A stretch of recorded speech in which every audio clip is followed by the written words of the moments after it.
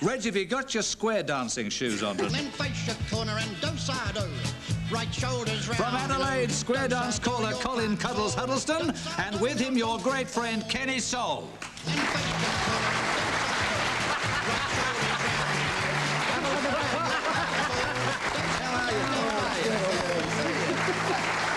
Remember the flask we used to have?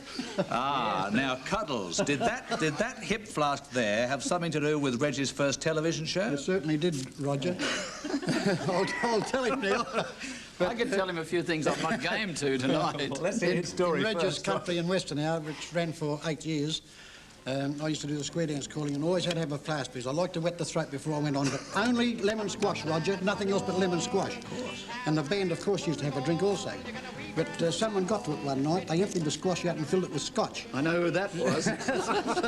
So what happens halfway through the show, Norm Kosh, our great banjo player, asked for a drink. We used to always have a drink of squash.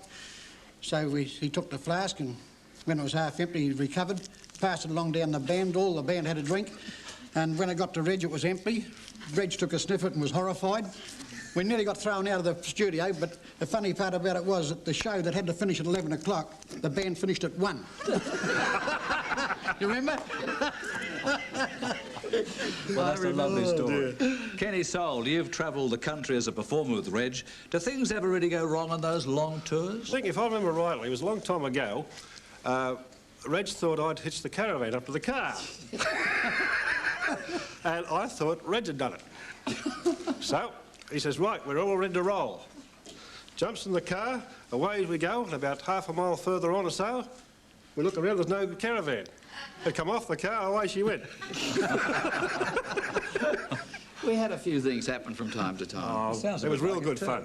Real good fun. That was Well, gentlemen, before we go too far, would you care to sashay over to your seats? And thank you for being with us. Thank you, Roger.